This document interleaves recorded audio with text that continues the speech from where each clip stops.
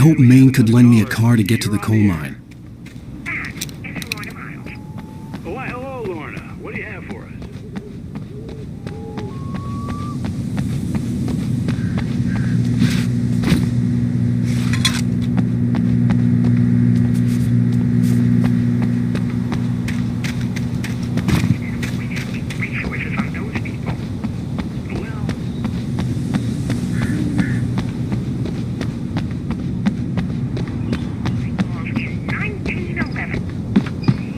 Thank you very much for that compassionate viewpoint, Lorna. I had no idea how to get to the coal mine. Maine would know, and I had a feeling I wouldn't get a chance to ask anyone else anytime soon. Surprise. The famous writer Alan Wake just walked in. Folks, I'm going to see if I can talk him into an interview. Come on in, Mr. Wake. Oh, I'm so glad you could find the time to do this, Mr. Wake. Nowhere to run now, Dan Brown. You back away from me. Don't hurt. Whoa. Everyone calm down. Put the gun down. We're all friends here, right? Cool your jets, Nightingale. We got him. Judas Priest! What the hell's the matter with you? There's a civilian in there.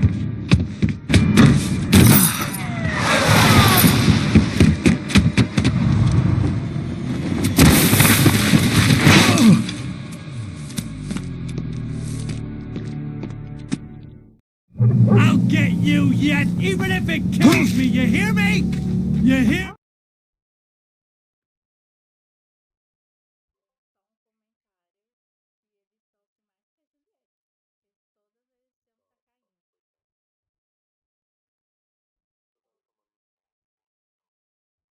H.P. Lovecraft! I had fallen off so many cliffs it was ridiculous. That's what you get for naming a book The Sudden Stop. It was probably good I hadn't had the chance to tell Maine where I was going. I'd have to lose the cops and find my own way to the mine. Nightingale stared through the broken studio window into the dark woods. He turned around, started to walk out, but Maine grabbed his arm. "Young man, you almost shot me. You don't shoot off rounds at people like that. What's the matter with you?" Nightingale shook his arm free, marched out. His cheeks burned with rage and humiliation.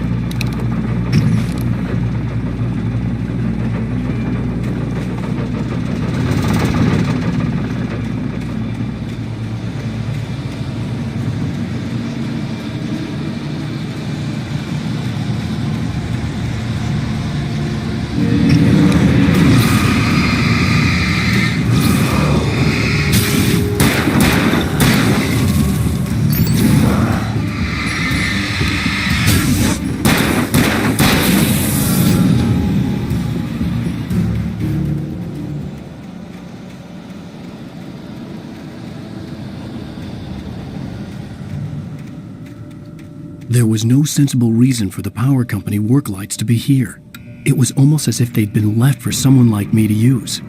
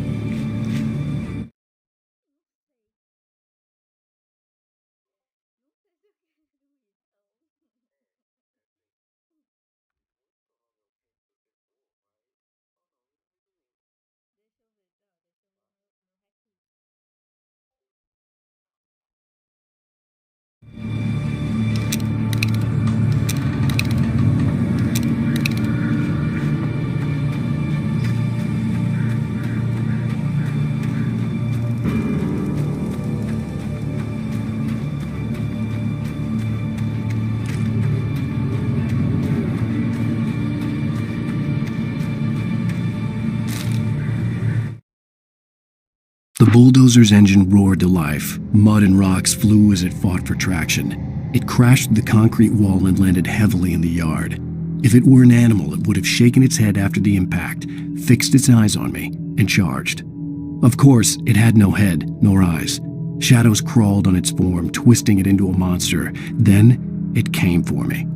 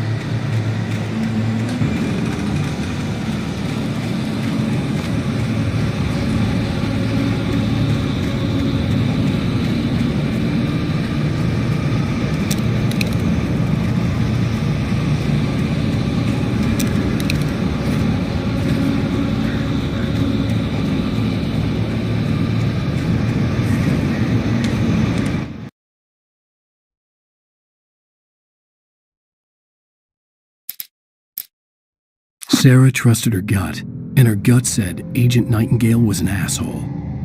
He felt wrong, and it wasn't just the smell of stale booze. It was in the way he flashed his badge, pulled rank, the look in his eyes when he wanted answers. Where was Alan Wake? What was this about an accident? Where was his wife? And most importantly, why did she let Wake go? He wouldn't answer her questions. Federal business was all he'd say.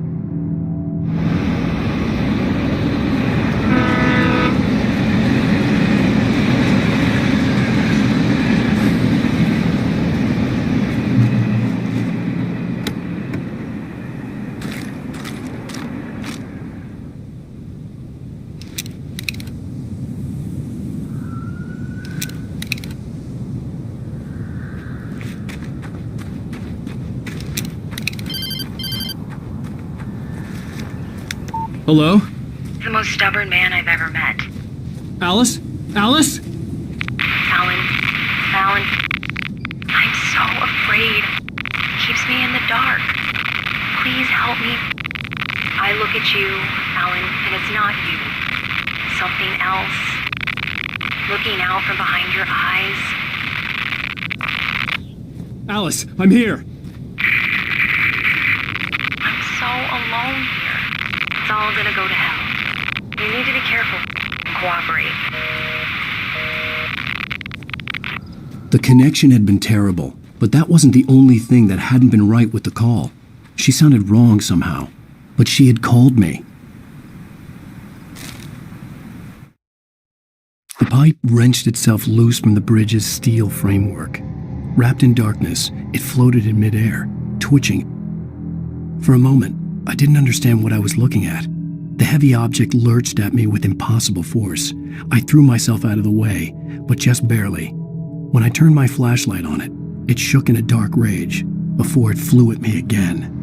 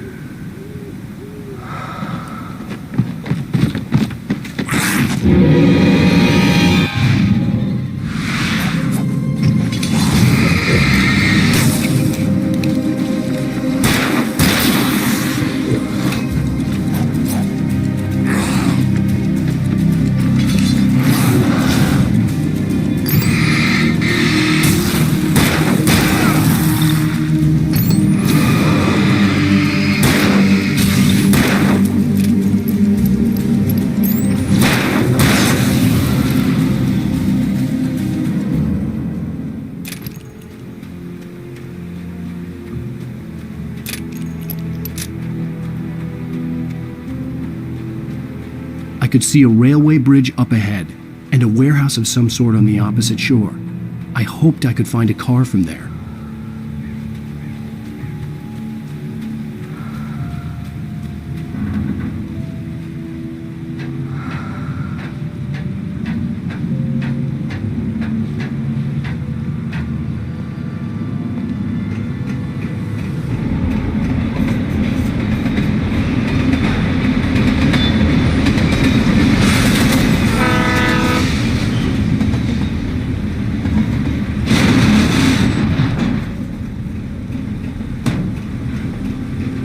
The darkness that was pursuing me was growing stronger, and it was taking over everything in its path.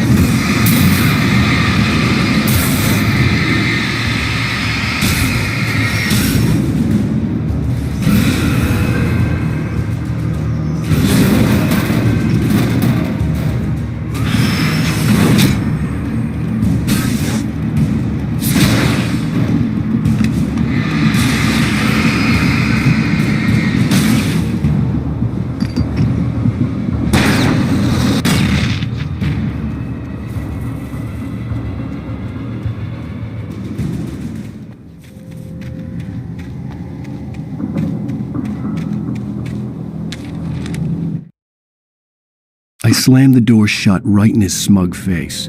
He pleaded for me to open the door. True to form, the asshole actually thought I would obey.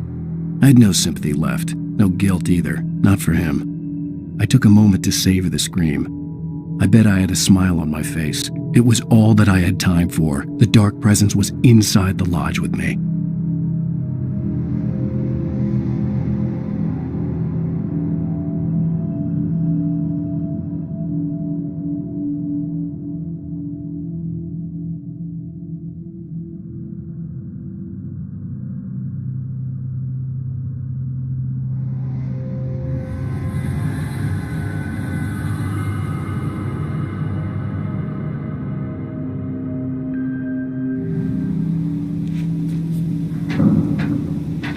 As a teenager, just starting to get interested in writing, Stephen King had been a source of inspiration to me. I thought about all the inanimate objects that had come to life in his books. No one is safe in a good horror story. Certainly not the protagonist. That's what makes them fun. This was anything but. The darkness could possess anything, and it was getting closer.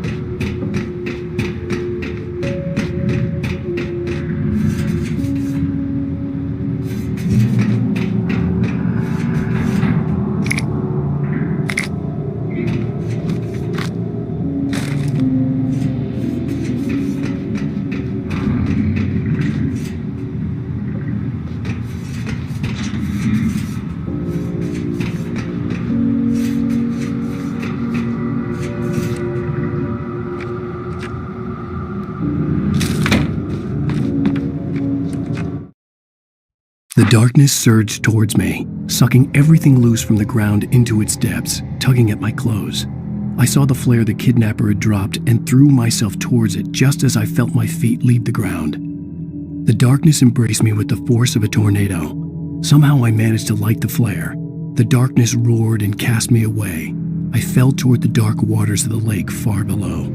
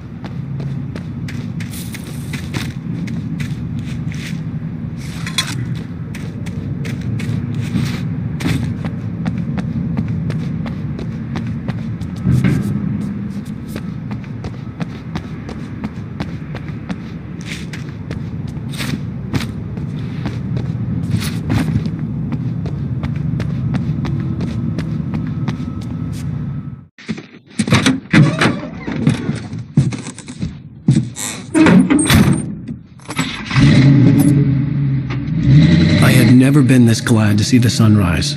I had a couple of hours to get to the coal mine.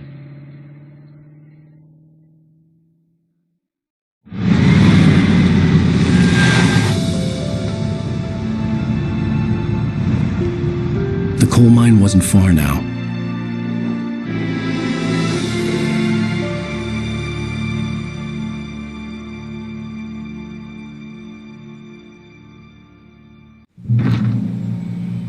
Today, I would meet the kidnapper, and he would give me Alice. I wouldn't give him any other choice.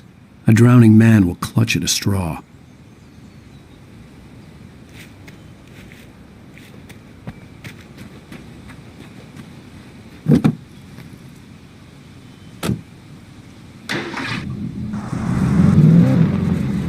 Little by little, without realizing it, I'd come to believe that the story in the manuscript was coming true.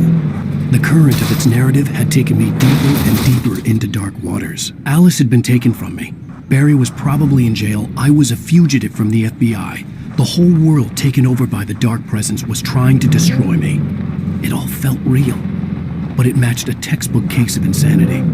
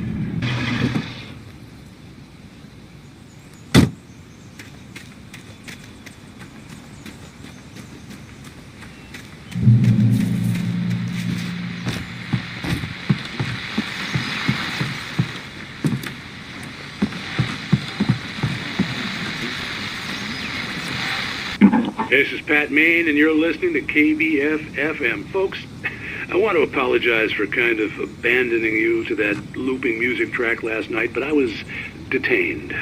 You see, I encountered a big-shot G-man with an itchy trigger finger who could use a lesson in manners and a boot in the ass, not necessarily in that order either. Now, folks, I know I'm not being very informative here, and I apologize for that. I really should just keep quiet, but I'm just so peeved right now, because some people just shouldn't be carrying badges. And I'm just glad that our Sheriff Breaker was there to straighten things out. And if someone I met last night is listening, let me just say, I'm sorry if my mouth got you in trouble. I'm pretty sure you're not the bad guy here. Godspeed, son. I hope you know what you're doing. Now, on a lighter note, I'll be talking to Dr. Nelson all morning. But first, a little music.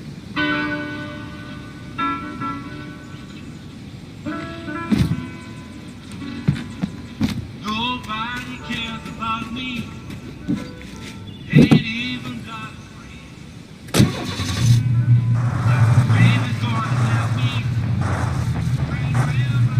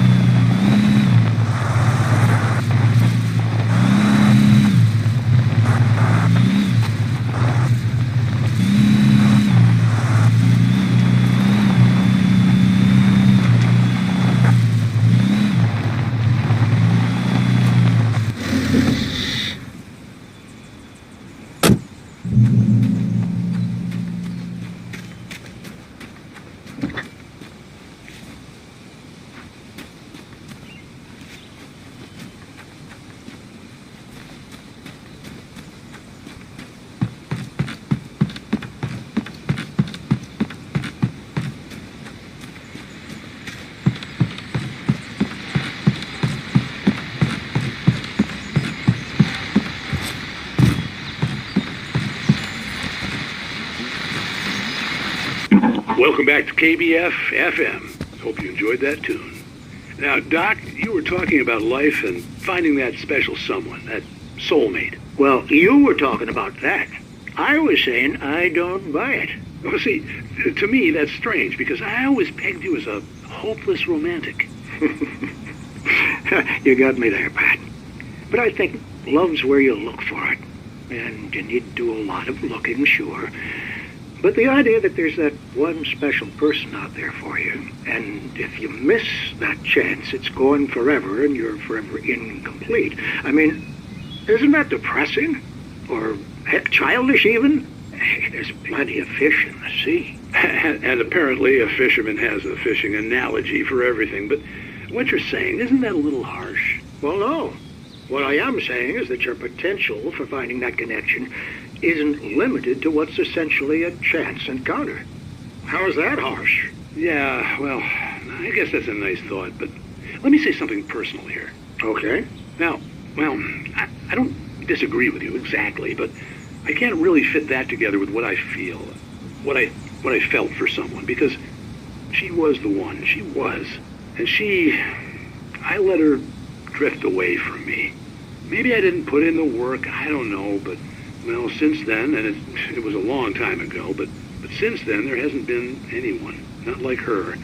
And I'm not saying I dwell on her or haven't moved on. I like my life. I'm not living in the past, but I do miss the way she completed me.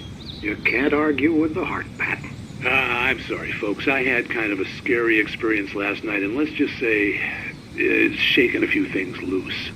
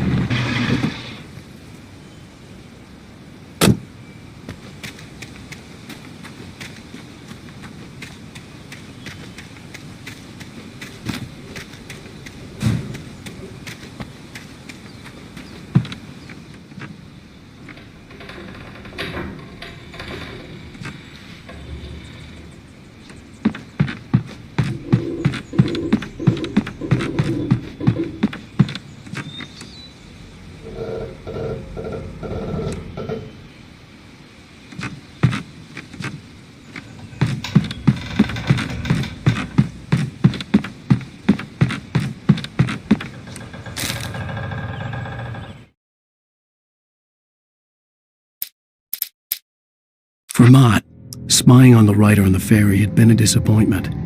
His boss had made Wake out to be something special, but Mott hadn't been impressed.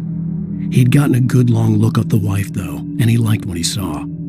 Mott had fantasized about goading Wake into a fight, but it hadn't happened. Still, he'd get his chance to see if the writer had anything in him. He'd been promised as much.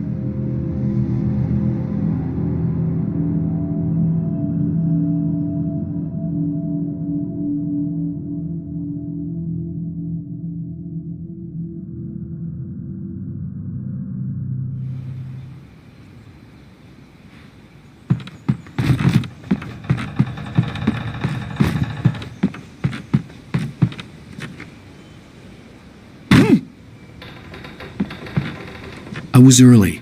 I was supposed to meet the kidnapper at noon in the main building. The coal mine was quiet. It was a museum now.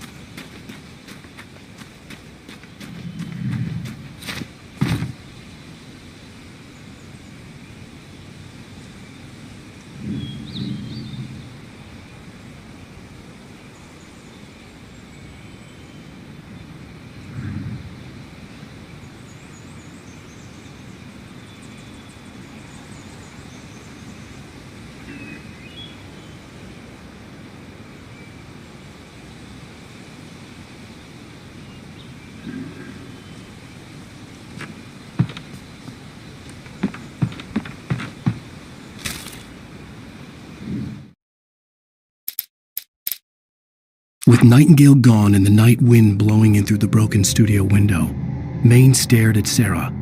The sheriff looked away. Maine's voice shook with barely controlled anger. That boy's doing more drinking than thinking. I hope you know what you're doing, Sarah. He's got a sickness in his eyes. You take my word for it.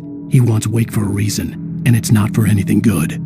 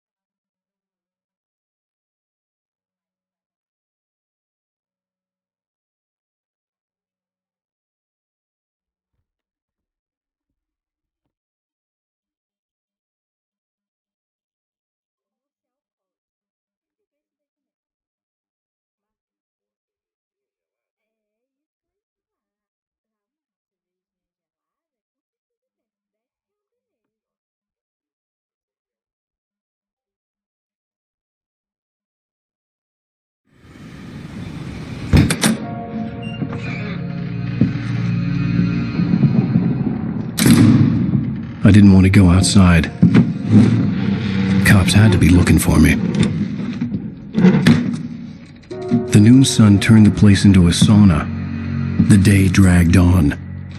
Different scenarios ran through my mind. Ways of how I'd torture the kidnapper to get Alice back. Or the different horrible things he could have done to her. I imagined her dead. I had no way of knowing she was still alive. It was killing me. I was running on blind hope. It was all a waste of time. The bastard never showed up.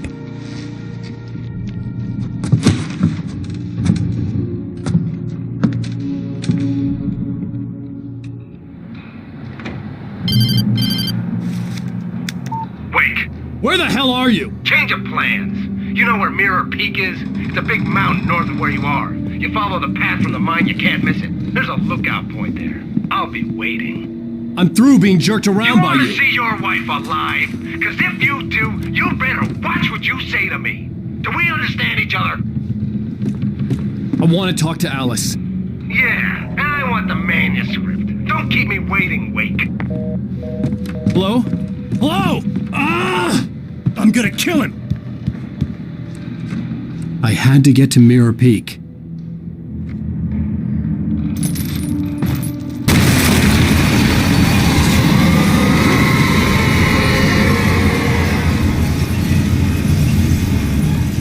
It was close, maybe closer than ever before.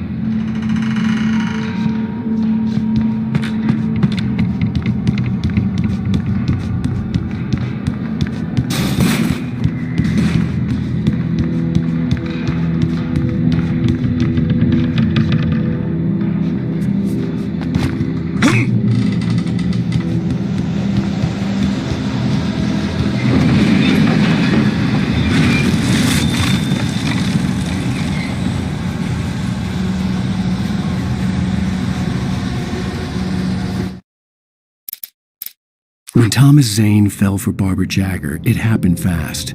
She was young, vibrant, and beautiful, full of life. He had never been a very happy man, and without any seeming effort, she had changed all that. Zane felt good for the first time in his life. Everything she did was another piece of a jigsaw puzzle he hadn't even known he'd been missing. And best of all, she made the words flow, strong and sharp. She was his muse.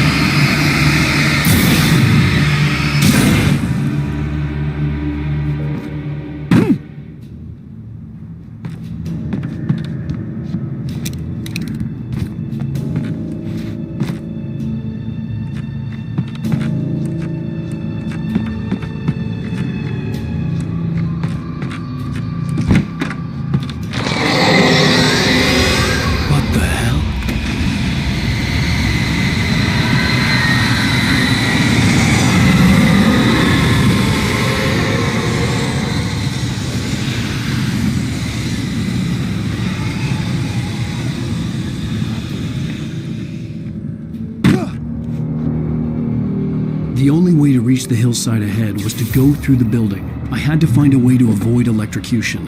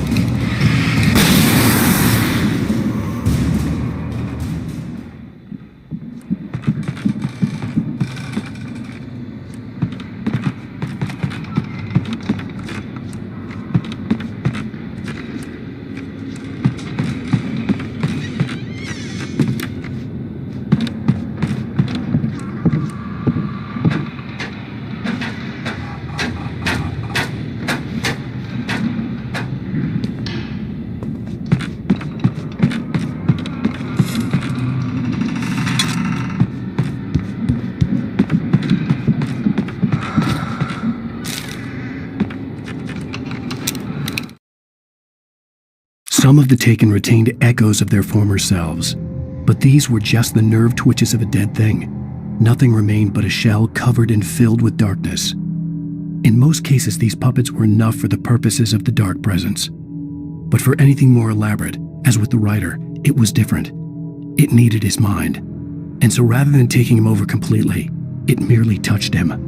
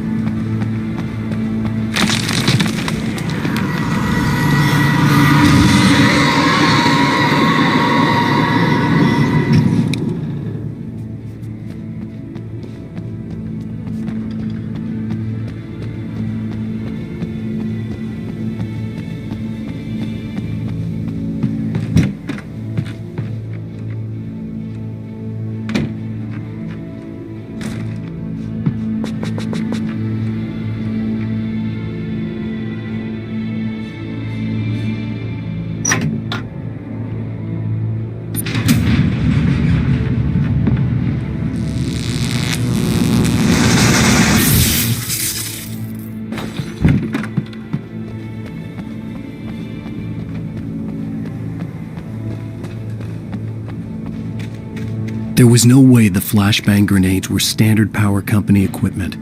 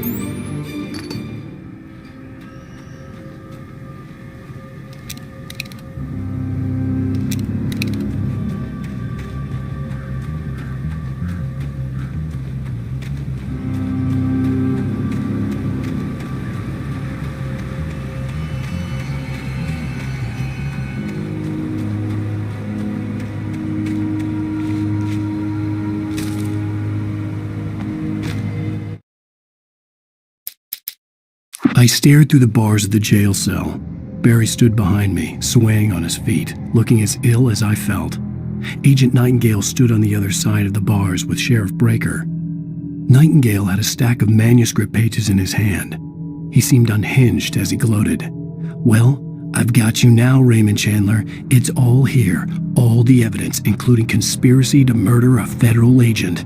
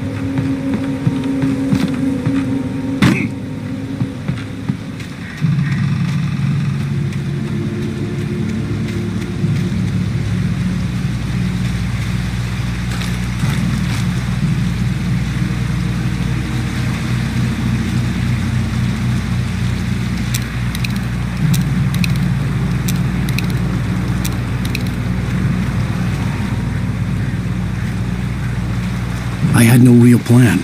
I was going to give the kidnapper all the manuscript pages I had for Alice. If that wasn't enough, I'd hold him at gunpoint and make him talk.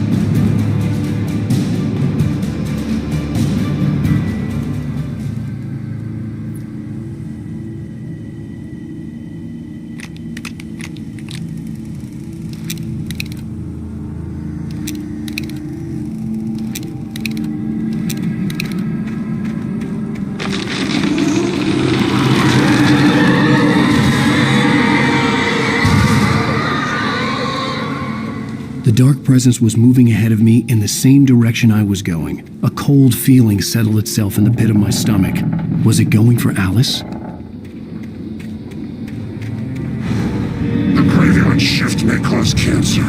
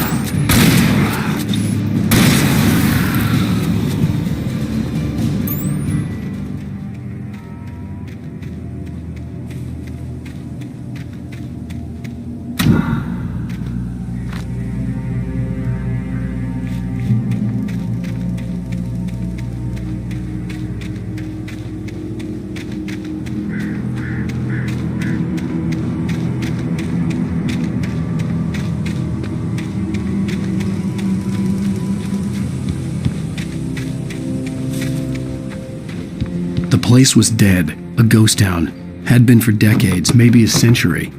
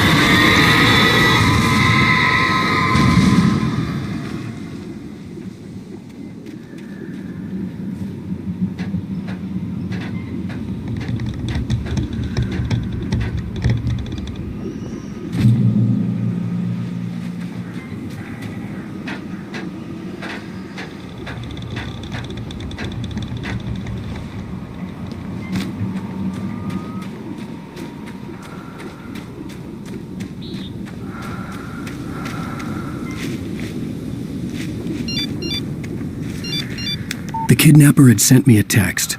The message was full of spelling errors and insults. It was telling me to hurry up.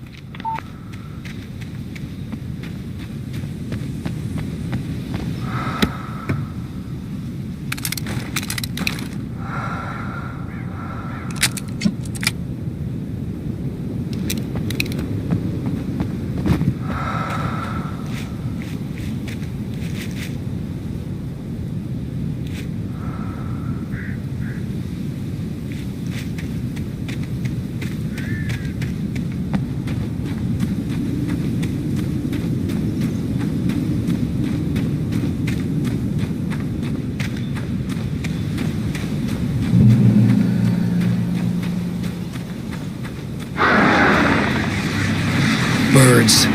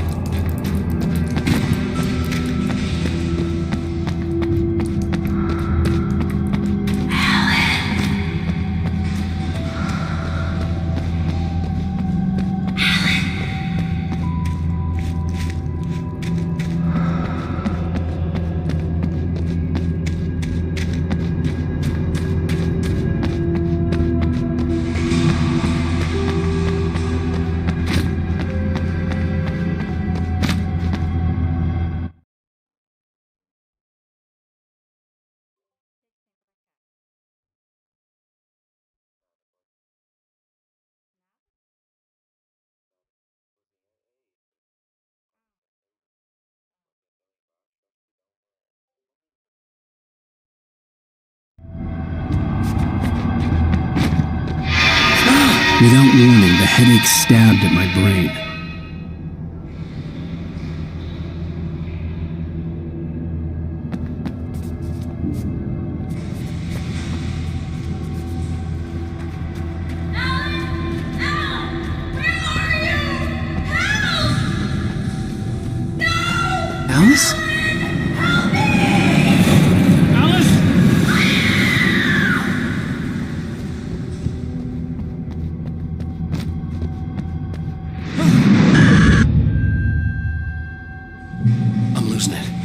gotta get out of here.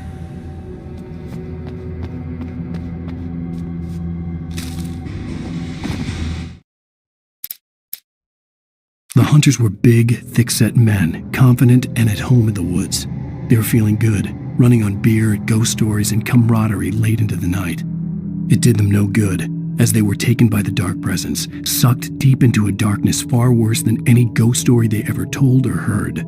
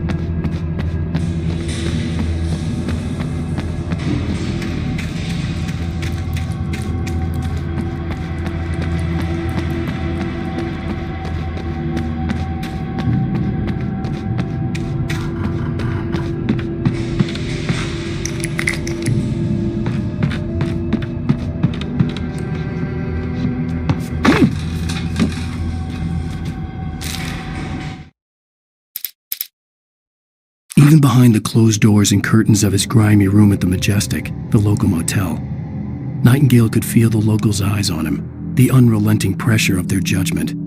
He forced it out of his mind. For all he knew, they could all be under Wake's spell already. You do what you have to do to get the job done. He took comfort from the bottle in his hand. Please, he thought, just let me get through this.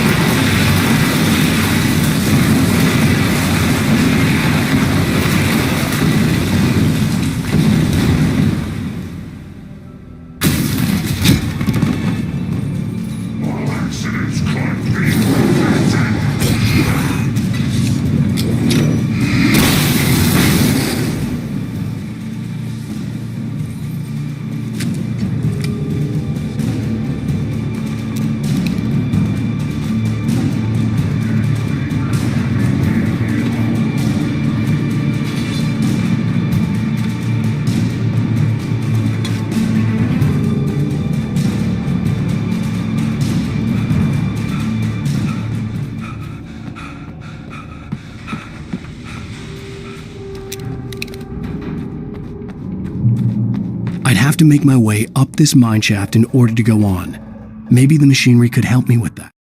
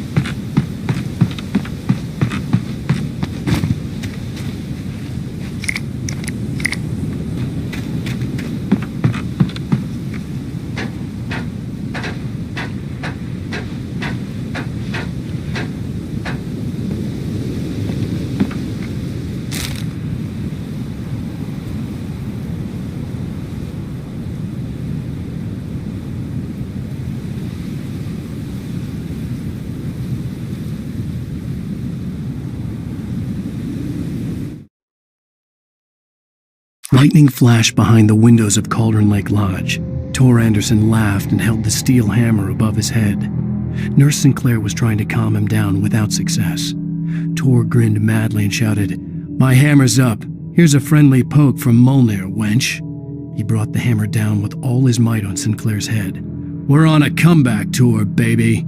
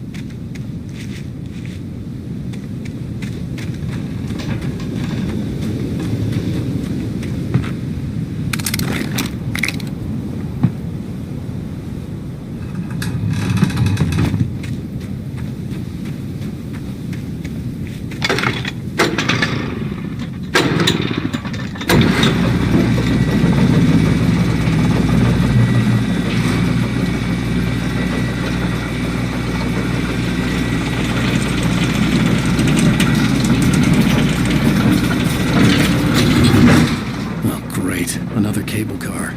Just great.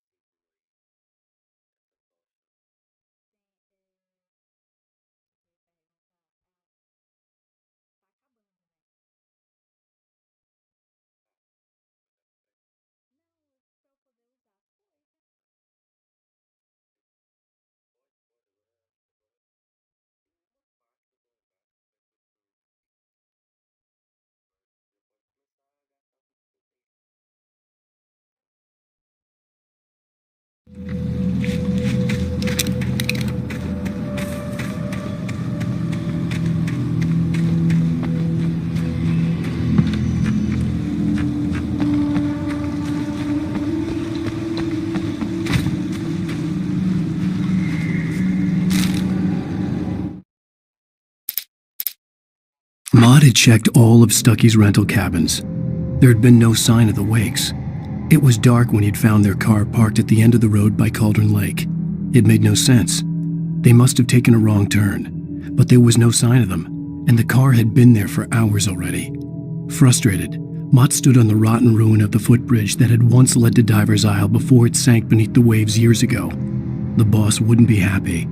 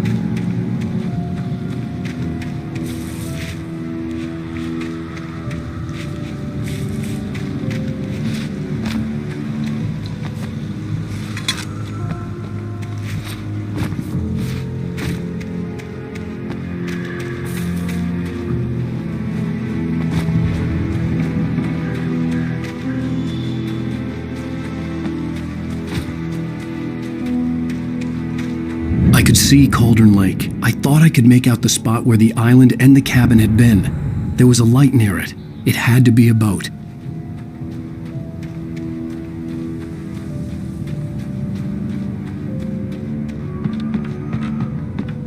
I was close now. I had to get there fast. I dreaded what I would find. I tried to hold on to Alice, but her form melted away. I was losing control. Dr. Hartman stood in her place. I wanted to hit him, but my arms were jelly. He smiled. It was a reassuring smile, and I hated him for it. I had to give you a sedative. Don't fight it. You went through another rough period. Right now, it's very important that you stay calm. We don't want you to have another episode. You're a patient at my clinic. Have been for a while now.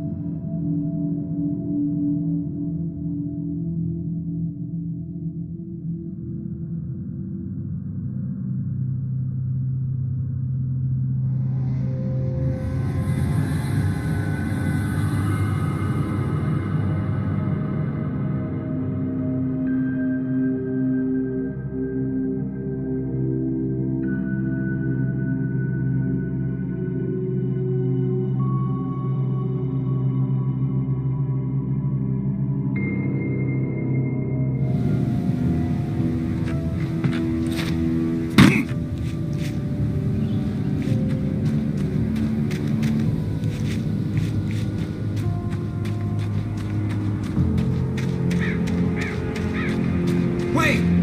Are you? Wait! Hey, I'm here! I'm coming! No! Get away! I'm sorry. Please, lady. The boss didn't know who he was messing with. I didn't know. I swear, I didn't know. We don't have his wife. We don't know where she is. She's probably drowned. We just said we had her to make a play ball. You see? They got him writing for us. Please, oh, I'm sorry. Please don't hurt me. Ah! Ah!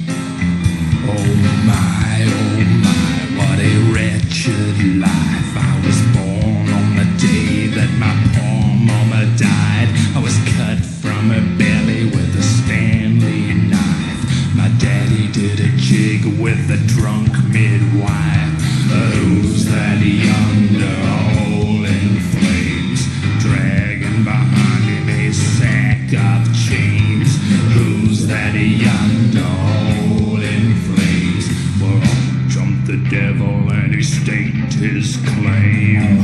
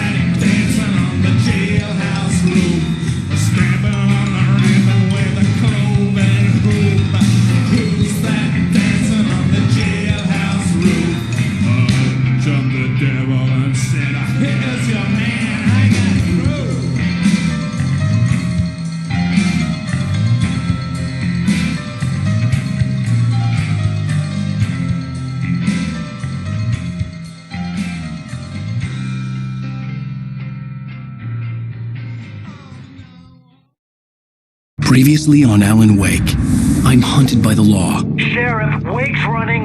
I'm giving chase. Are you seriously telling me that writer just took out my deputies? A thriller I supposedly wrote is coming true. The genre of the story seems to be shifting. It's turning into a horror story. I was told that Alice had been kidnapped, but that was a lie. We don't have his wife. We don't know where she is. Her purported kidnapper was eaten up by the dark presence before it attacked me.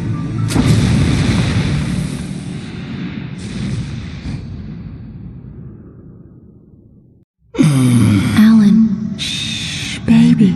It was just a nightmare. Alice. There you go, Alan. Hartman. I fell. I had to give you a sedative. Don't fight it. You went through another rough period. What? Right now, it's very important that you stay calm. We don't want you to have another episode. You're a patient at my clinic. Have been for a while now. The shock of your wife's death triggered a mental illness. No, you lie. You're suffering from various symptoms of undifferentiated schizophrenia. Bastard. It's okay, Alan. Just let go.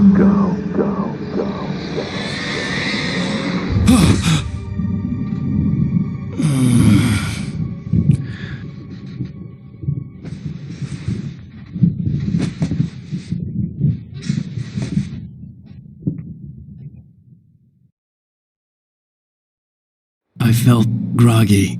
Whatever Hartman had bumped in me was making me numb.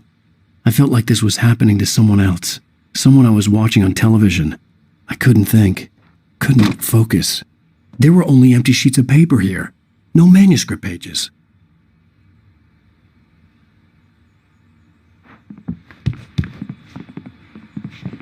The door was locked. I was a prisoner here.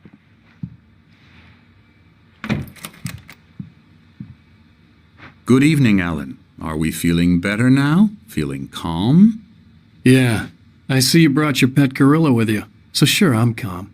I get the message, loud and clear. Quite right. That's the spirit. You're being very brave, Alan. I understand you're confused. I would be more concerned if you weren't suspicious of me. I don't blame you for it. Big of you. Now, why don't you come with me? We'll reacquaint you with my clinic and go over everything you might have forgotten. Little walk and some fresh air? Yes, it will do you good. This corridor is for patients. Most of them aren't here right now. Jack took them out for a fishing trip, except for the ones who are particularly vulnerable, of course. I encourage creativity as a part of the recovery process here at Cauldron Lake Lodge. I specialize in treating artists. I bet you do. Splendid, Alan. I honestly believe we can get this thing under control if we work together. This way, Alan.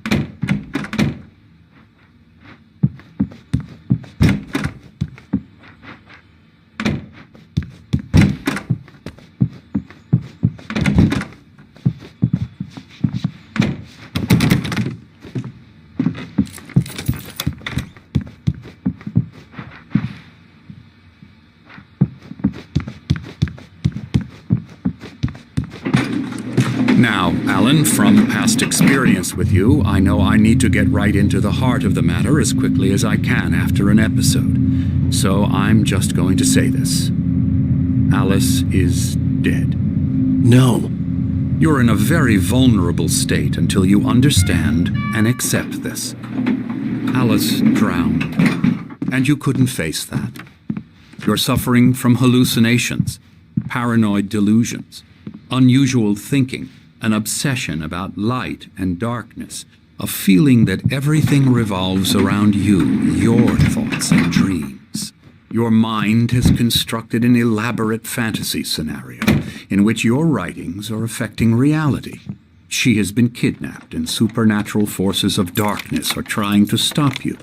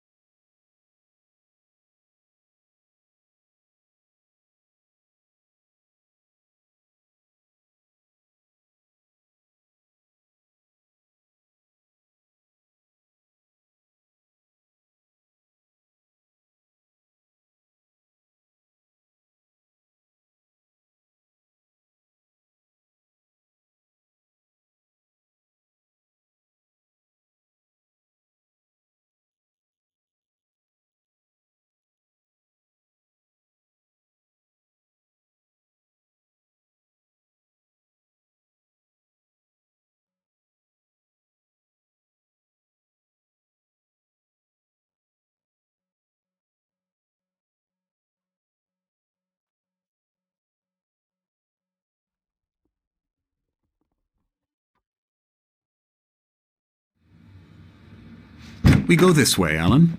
I wasn't ready for another shot, so I went along with it. He had to be lying. But under the influence of the drug he had given me, I had to fight not to believe his words. It's all in your head. You've been making it up. Apart from the tragic accident with your wife, no one has been killed. Your delusions are just a manifestation of your subconscious mind trying to protect you from the too painful truth. Unless we fight the fantasy, it will return. I know the instinct is to resist me, but think about it.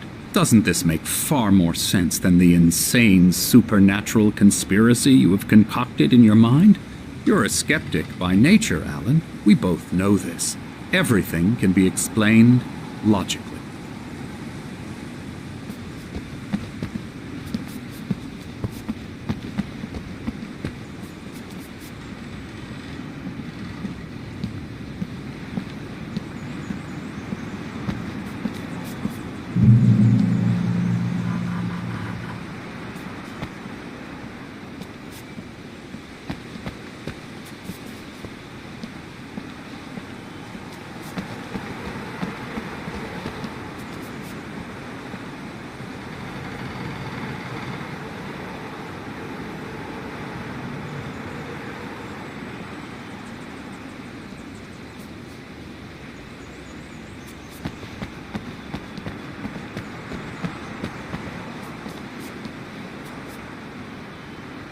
I never get tired of this view. Very inspiring, isn't it? Cauldron Lake spread below us. I could see Mirror Peak on the other side of the lake. I thought I could make out the spot where Diver's Isle had been when I arrived with Alice. Now there was nothing but waves. It seems there's a storm coming. Funny, I don't recall there being a mention of that in the weather forecast. Well, no matter. This way. Follow me. Alan, what I'm telling you is good news. Right now we're in control. Every time you have a relapse, it gets more and more difficult to resurface from the dark depths of your imagination. Not surprising, considering your profession. Imagination is what you work with. After all your nightmares, this should come as an immense relief to you. If it doesn't, why is that? Because I'm lying? Or because you don't want to admit that you're not well? It's very natural for you to think of me as your enemy. It's part of the illness. I let him talk. After all, Hartman obviously loved his own voice. His words echoed madly inside my head. But I dug my nails it into by the palms of myself. my hands to stay focused. You need to work with me. Once you accept that, we can begin the journey towards your recovery.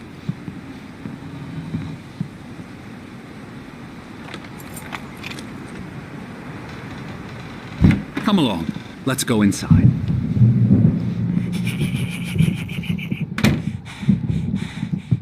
Here's the entrance to the office wing. That's for staff only. You were impressed by my trophies when you first arrived here.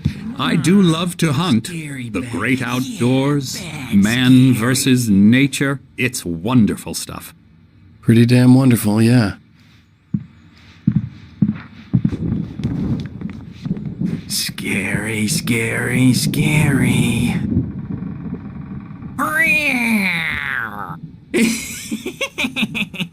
Emerson.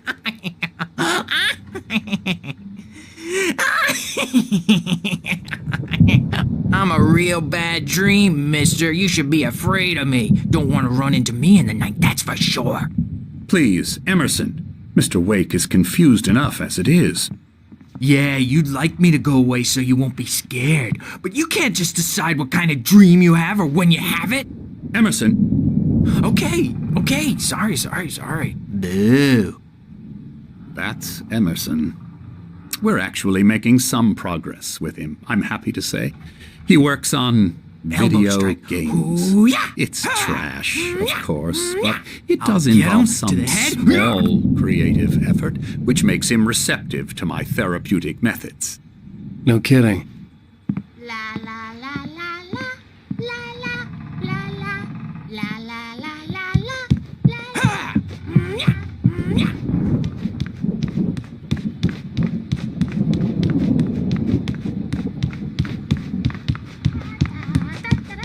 Hartman had mentioned that the power had been acting up. Maybe that was the reason for the generator and the work light on the balcony. The generator hadn't been activated, and there was no key.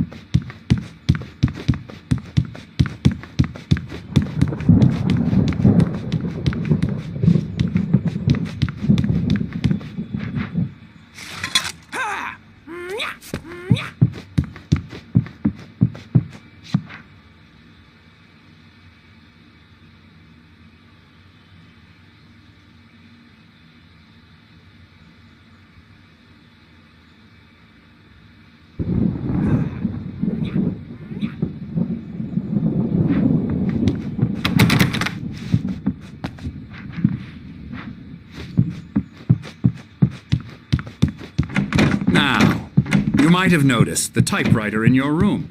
You've been writing as a part of the therapy. As soon as you feel up to it, you should continue. Oh, hello. I've painted you. Okay.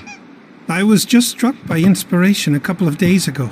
Dr. Hartman wanted me to paint landscapes, and that's what I was doing. But now I've been doing these things, a lot of them. The images just keep coming. Dr. Hartman likes them. He has them in his office. Yeah? He's very proud of me. He says I'm getting much better. I think I'm getting better. Well, I guess I'd better start wrapping this up. The storm is almost here. Look at that. I'd hate to be out there tonight.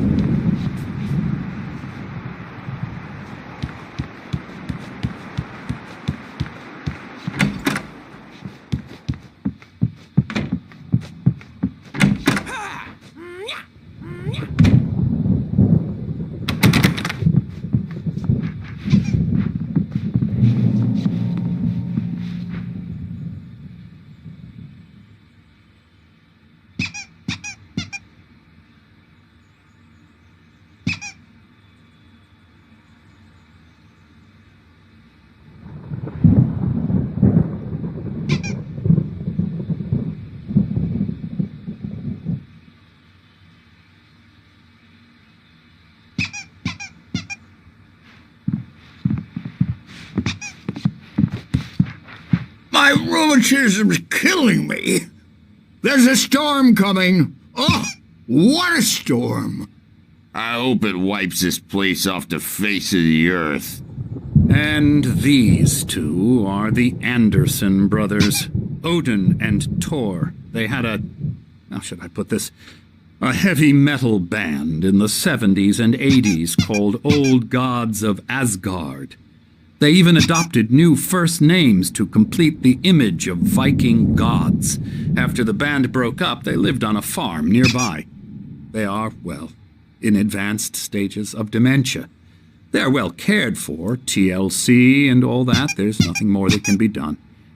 I'm afraid that the rock and roll lifestyle has left its mark. Oh, that won't do. I'm so sorry to cut this short for now, Alan. The power has been acting up. I'd better go check on it. We'll continue this soon. Meanwhile, when you feel up to it, return to your room and try to write. It really is for the best. Don't you think? I'd like to bash his head in with a hammer. Oh, he'd love to fish out our secrets, but he has no clue. He's not crazy enough. Not crazy like us, Sonny. Yeah! Being crazy's a requirement, Sonny. Who else could understand the world when it's like this? It takes crazy to know crazy. That's the sanest thing I've heard in a while. Zane! You're all right, Tom. Hey, we like him, don't we, bro? He's got to go to the farm. The Anderson farm. Valhalla! We wrote it all down, lest we forget. A crash course. All you need to know to get your head right. You need to find the message. Here, Sonny, here's something for you. Gave me a rash, but I kept it safe from these bastards.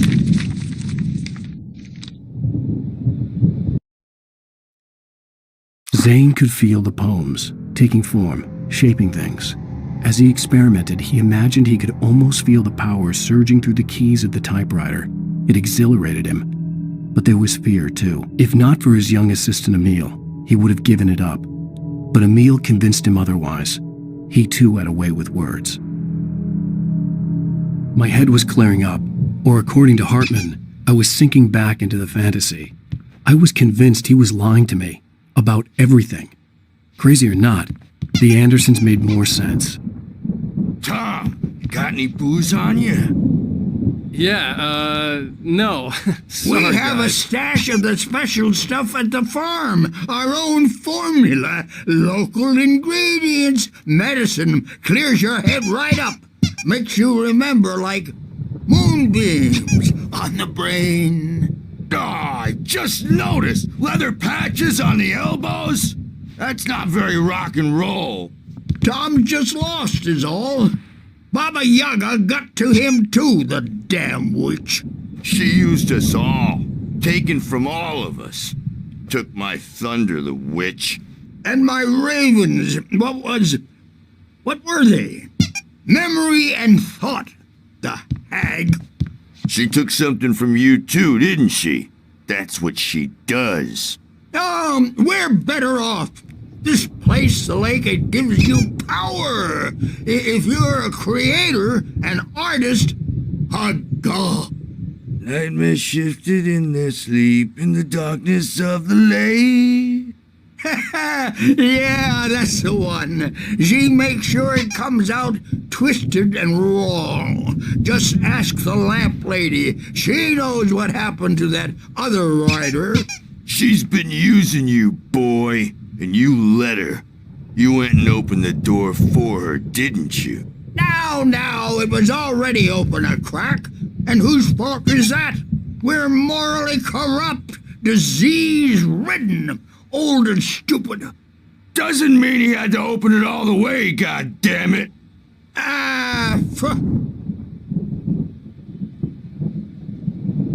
So tired.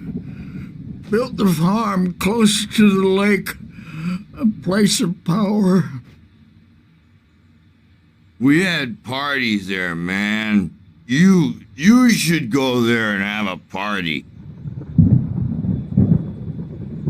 That Bob Balder threw the amp through the window, hit that hippie chick in the back of the head. 15 stitches and a concussion. Bob's dead now. Leukemia. Stitches, snitches, and narcs, man. Bad scene. I'm tired, man. So tired.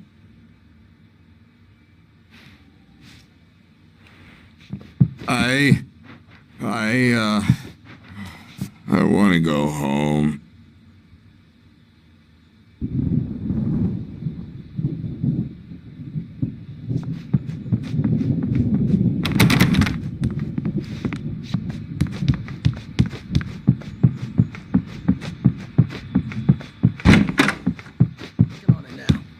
Yeah, good thing he's not overreacting or anything. Well, he's the boss.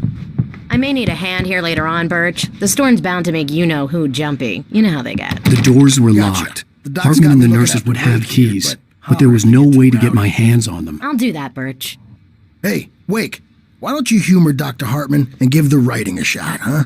The typewriter's in your room. You can get to your room by those stairs, Wake.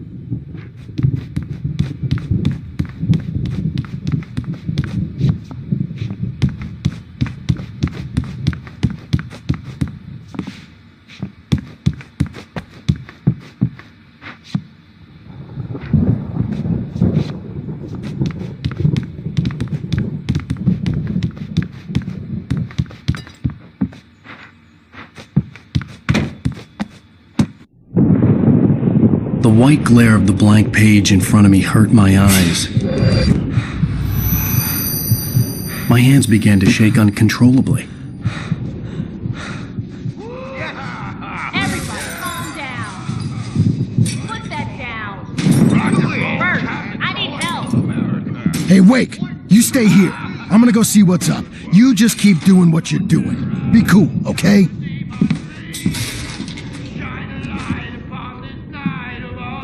I didn't know what the chaos was all about, but it could be my only chance of getting out of here. Here's a friendly poke from Mjolnir, wench. Oh, afraid of the crazy brothers, are ya? Not so weak now, are we? Hartman kept talking, giving Barry the grand tour, clearly proud of the place. He went on and on about his hunting trophies, and Barry was impressed. But he was here on business. He raised his voice, cut through the monologue. "Hey, Hartman, where's Al?" Hartman stopped in mid-sentence, annoyed at the interruption. He nodded at the hulking orderly standing nearby. The man smiled and clapped a practiced hand on Barry's shoulder.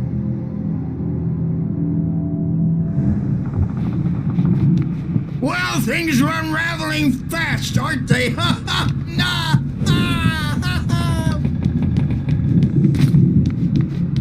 It's my storm. I'm taking it. Sinclair looked bad. That wasn't a love tap. The crazy old fart hit her hard. If she was one of Hartman's goons, she had it coming. I could get the key to the office wing from Sinclair. I had to get to Hartman's office. He had taken all my manuscript pages. That's where he'd be keeping them. It's time to pay the piper. Maybe you could come out and beat our wrinkled adult diapered ass since you're so tough. The markings on the tape said they were recordings Hartman had made of the sessions with his patients. I saw Alice's name on one of them. For a moment, I couldn't breathe right. The parties, he's so angry all the time. He's getting violent. Do you mean with you? No, not with me. No, never. Sometimes I almost wish Alan would take a swing at me, because at least that'd lead to a conversation he couldn't just march out of. But no. Alan doesn't really sleep. And the work, well, he's not writing at all. He sits there for hours and just gets more and more frustrated. And I can't talk to him. Yes. Tell me, Mrs. Wake. What would you say to him if he'd listen? I don't know. I want to say, I look at you, and it's not you. Just some stranger who resembles you. Looking out from behind your eyes. And I don't like that guy much. And now it's all gonna go to hell. But you don't ever say this. No. I've tried, but he's not listening. He's too deep in his own problems, always going on about something else. I'm so afraid I'm gonna lose him. And we're not even talking anymore. He doesn't let me in anymore. He just keeps me in the dark. I'm so alone here, even when he's home. Please help me, Doctor, because I'm at my wit's end. Well, if you can just get him here, I'll absolutely do my very best. Yeah, but Doctor, you need to be careful with him. He's not just going to listen to you and cooperate. He's the most stubborn man I've ever met. Well, I'll be sure to bear that in mind. Hearing her voice, what she was saying made me happy and sick and guilty all at once. Worst of all, I recognized the words. The phone call from her. It had been a cut-up of this. Just a recording. Rudolph Lane's case is interesting. He was completely blocked, and frankly, I was about to discard him as useless. However, once Wake arrived and started writing, something changed in Rudolph. He's producing extraordinary work, increasingly dark pieces. Unfortunately, he doesn't respond to direction at all, and it's my belief that he's not so much a creator as an illustrator, perhaps, a recorder of sorts. I hadn't considered the existence of such a role before, let alone its implications, but the paintings he has produced are informative. At least he's easily controlled and useful. I wish I could say the same about Wake. It's frustrating that the best subjects are always so damn difficult to deal with. Not buying that. I was tailing Wheeler, and this is the only place he could have gone. That means Wake is probably there too! Agent Nightingale, this is private property, and I will not allow you to disturb my patients. Yeah? I can get a warrant. How would your fragile little patients like that? Oh, I'm thoroughly intimidated by your mighty authority now, Agent. Listen, you smug snob. How would you like it if I busted through this gate and knocked you around a little? Agent Nightingale, first of all, I'm recording this conversation, so you might want to watch what you say. Secondly, you're not dealing with a hick now. I know the law, and if you can get a judge to grant a warrant, I'll be glad to cooperate. But you won't get one. Be advised that any further communications with me are to be made through my lawyer. I don't believe this. Good day, Agent. Yeah.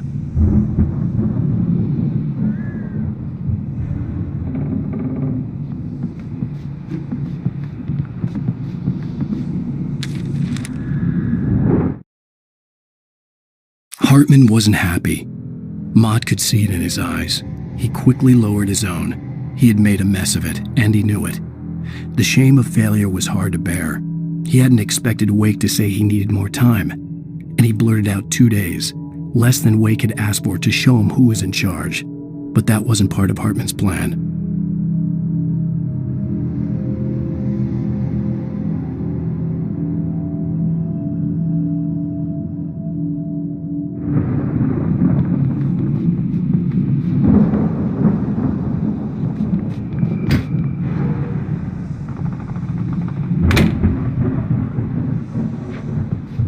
Let me out of here!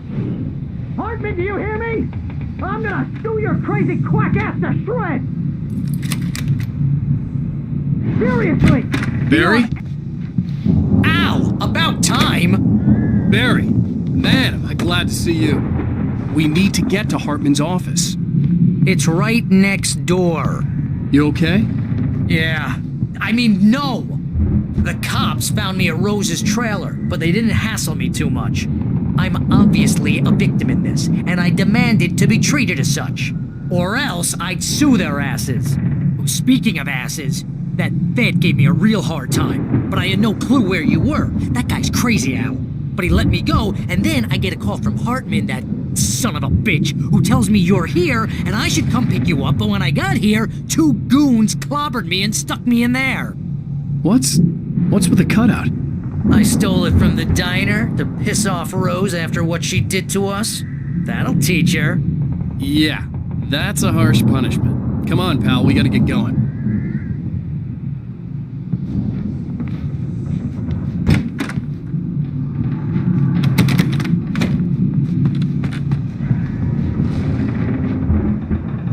The photo on the wall caught my attention. In it, the clinic staff was standing outside the lodge. I knew the man next to Hartman. He was the kidnapper. Hartman had been playing me all along.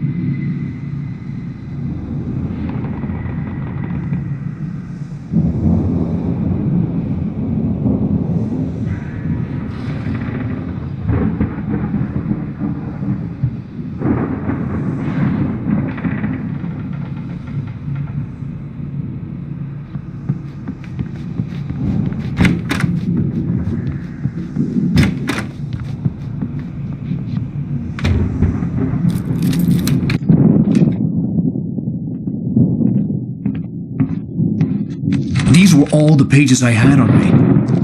And more.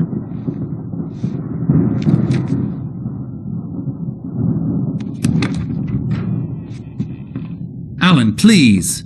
You're sliding back into the... Tell me one more lie and I'll shoot you in the face. Ah, well, it was worth a shot. Really, Wake, come on. Let's work together on this. You have no idea... Hartman, shut up! Barry, get out of here. I'll catch up with you. Get a car. Oh, Al, let's just... Go! Wake, listen to me. This is a mistake. Don't you see? Together we can create something absolutely wonderful. With your ability and mine.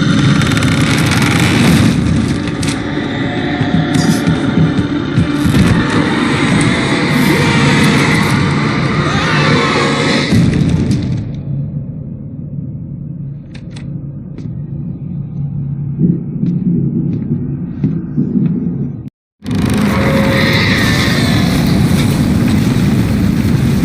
dark presence would be on me in a moment. I had to find a way out.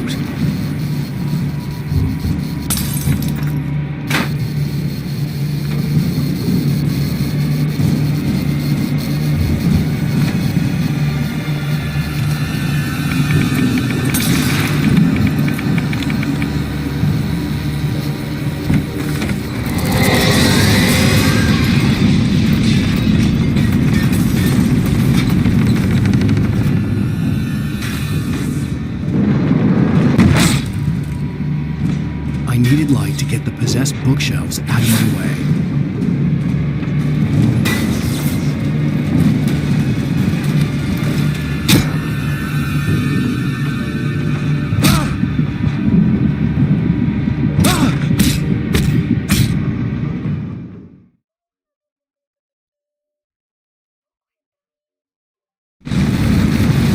The dark presence would be on me in a moment. I had to find a way out.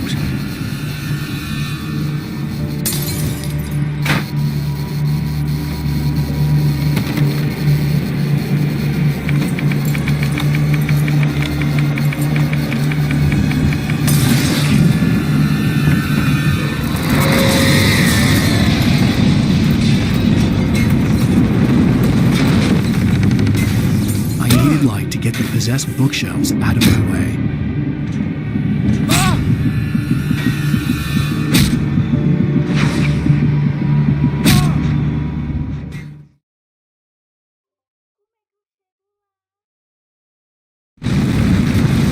The dark presence would be on me in a moment. I had to find a way out.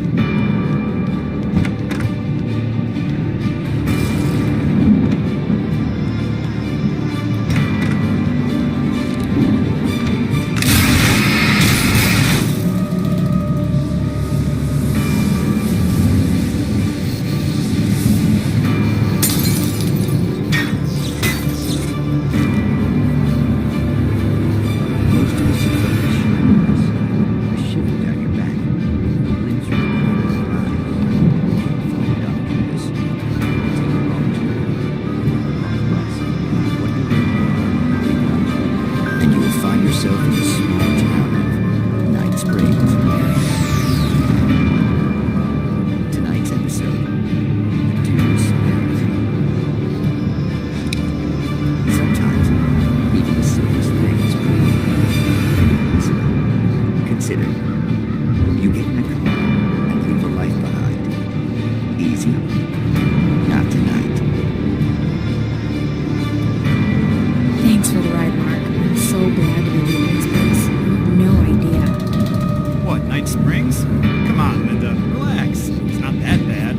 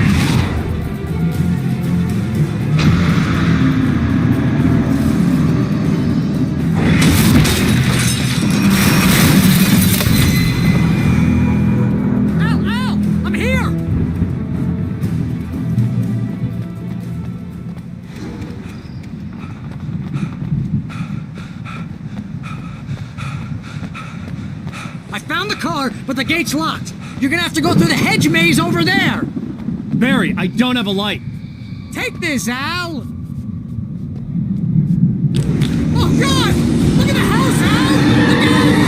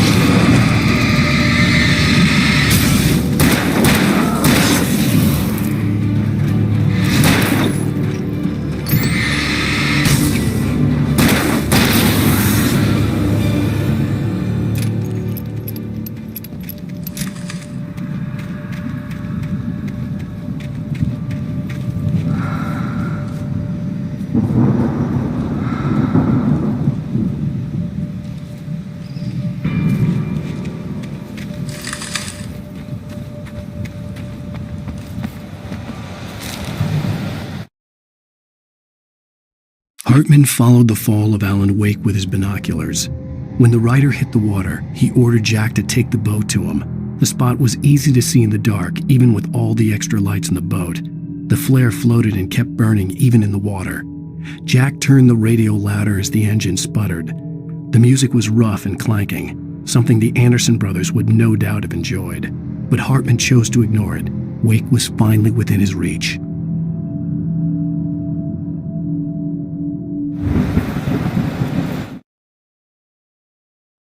Hartman knew he was no creator. He had no ambitions on that front, and he certainly didn't want to end up like every artist he had worked with here, damaged in ways that were hard to describe, or worse. It was enough for Hartman to maintain creative control and provide direction, to be a producer. That was what most of these people were in need of anyway. Of course, suitable subjects were few and far in between.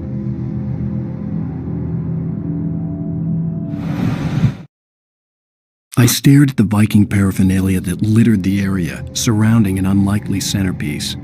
A full-size stage complete with an impressive sound system with all the trimmings, including a dragon. It took a special kind of crazy to build something like this in a remote field.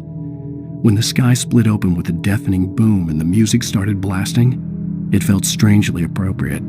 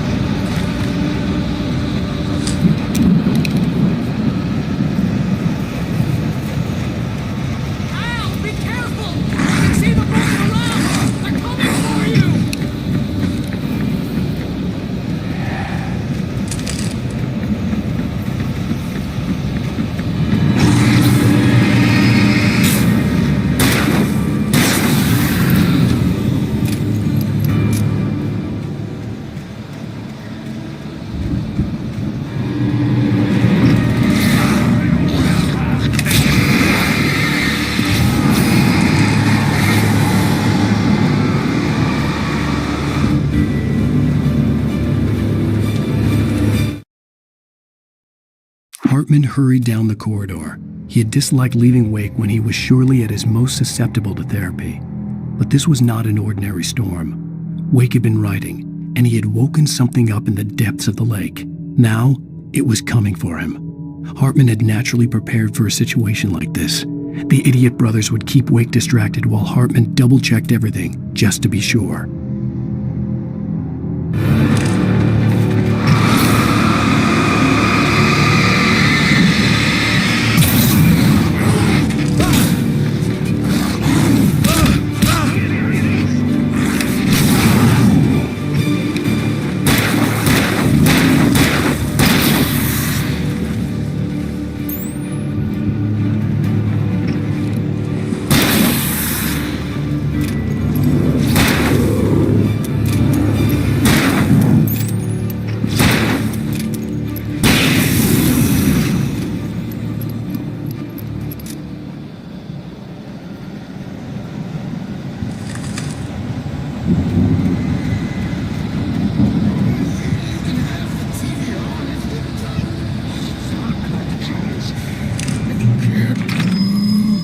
Channel.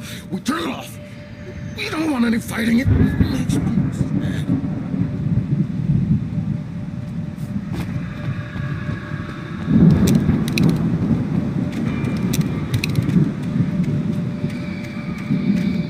You get 2 pills in the morning, and then you'll be nice and calm all day long.